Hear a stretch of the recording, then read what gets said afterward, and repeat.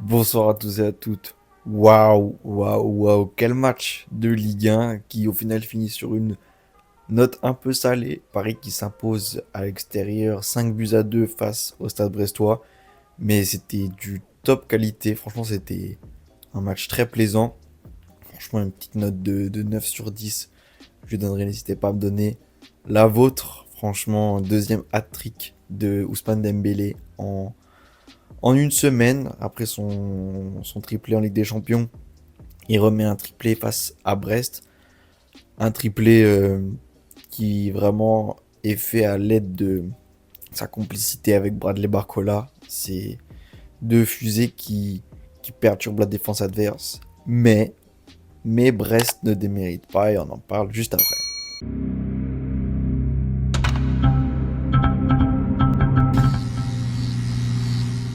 Point de vue statistique, au final, sur le match, on est à 34% de possession pour Brest, 66% pour le Paris Saint-Germain. L'expected goals, ils sont à 3,60 pour Paris qui a bien converti ses occasions.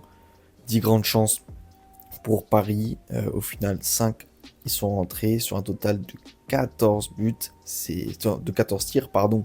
C'est beaucoup. Franchement, 7 tirs cadrés. Et au final, tu finis avec 5 buts. Un réalisme important des Parisiens. De l'autre côté du Stade Brestois, 14 tirs et 7 cadrés. Brest qui ne démérite pas, qui était revenu à 2-3 avec Ludovic Ajorc. Et, et franchement, ces Brestois, ils sont plaisants. On va d'abord commencer par eux dans leur 4-2-3-1. Ils sont plaisants à voir jouer.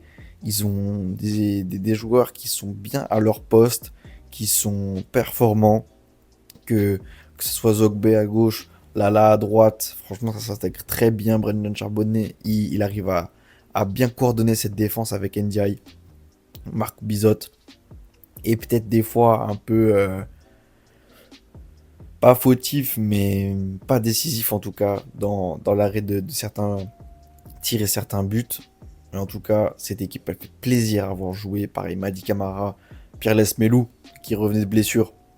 Ça demandera certainement un peu plus de temps pour être performant comme il l'était avant. Madi Camara est performant. Abdallah Sima à gauche pose beaucoup de problèmes aux défenses adverses. Quand il est devant, il arrive bien à garder la balle, il arrive bien à aller gratter des ballons aussi. Romain Fèvre, qu'on a vu sur des occasions en fin de match, mais un peu moins. Romain Del Castillo qui lui par contre a mis son petit but et qui a relancé l'attention dans ce match et Ludovic Ajorc. Waouh, il brille enfin. Enfin, il fait sa saison en Ligue des Champions et en Ligue 1, même s'il en avait déjà fait. C'est là où je voulais en venir à Strasbourg. À Strasbourg, il montrait déjà de certaines qualités de numéro 9, tel un Serhou Guirassy ou anciennement un Olivier Giroud, mais même encore plus technique, encore plus précis avec la balle à l'image de son but. En dehors de la surface qui arrive à enrouler et même il y avait déjà une autre euh, occasion qui a alerté Donnarumma où en pivot, il tire en première mi-temps et il arrive à déclencher une force de frappe qui est exceptionnelle. Franchement, il doit avoir des quadriceps assez énormes puisque ses frappes sont très puissantes et arrivent bien à faire peur au camp adverse. Mais en face, c'était Paris, l'équipe quasiment au complet. Juste Zahir Emery que j'aurais plus vu. Bon là il est blessé à la place de Kangin Lee qui est pour moi mieux sur une aile. Là il a failli en début de match offrir le premier but sur une passe en retrait dans l'axe. Jamais de passe en retrait dans l'axe. C'est un précepte dans le football et au final c'est Didier Donnarumma qui arrive à arrêter cette occasion. Mais cette équipe fait peur. Donc il y aura le remake à faire en Champions League. C'est pour ça que j'ai voulu débriefer ce match-là. C'est qui va arriver dans 10 jours, dans une dizaine de jours. Mardi prochain. Et il y aura un aller et un retour. C'est aussi ça qu'il faut prendre en compte. Et franchement, Brest n'a pas à rougir. Et c'est finalement une équipe peut-être si elle se fait pas dépouiller, sur lequel il va falloir compter, puisque Eric Roy a réussi à vraiment imposer une discipline d'un jeu offensif très plaisant à regarder. Et sur le, le banc aussi, il y a des armes qu'il faut faire monter, qu'il faut noter. Kamori Doumbia, Mama Baldé, c'est vraiment des personnes qui peuvent aussi apporter de, du poids devant et de la vitesse. De la vitesse, il y en a du côté du PSG, mais aussi du côté de Brest. Hugo Magnetti, pareil pour Ibrahim Salah, c'est des remplaçants qui font bien, comment dire, prolonger le banc et qui te donnent une fraîcheur et une rotation qui peut vraiment t'aider sur 90 minutes.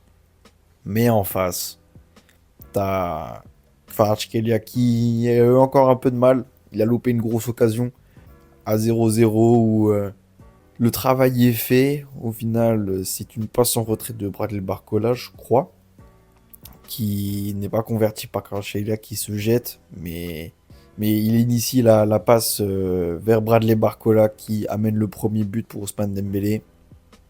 Deuxième but, un peu polémique pour le Paris Saint-Germain où Dembélé gêne un peu Brendan Chardonnay dans sa position alors qu'il est hors jeu, puis après il revient en position licite et peut inscrire le deuxième but et le troisième il est à mettre seulement au Cresmi de Ousmane Dembélé qui n'a pas forcément mis des buts des 20 mètres, etc. Mais qui a mis des buts d'un attaquant en confiance.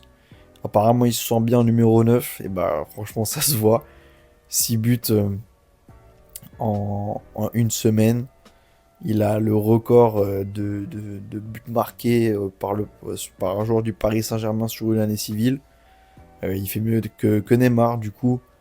Ousmane Dembélé est très en confiance. Pas de blessure, il a l'air bien physiquement. L'équipe, au total, est performante. Fabien Ruiz, Vitinha, ils arrivent bien à recycler au milieu de terrain. Hakimi est peut-être un peu trop offensif. Nuno Mendes, lui, là, revient bien. Enfin, en tout cas, c'est vraiment que des fusées.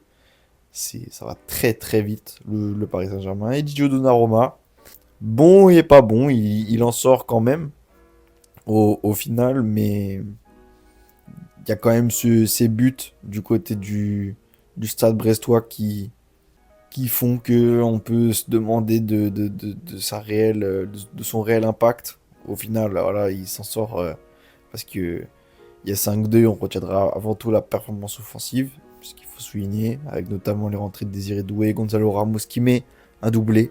Par contre, il n'a toujours pas la confiance de Luis Enrique qui le laisse sur le banc. Au final, a raison pour l'instant, puisque Ousmane Dembélé est ultra performant. Dire qu'il est très performant serait un euphémisme.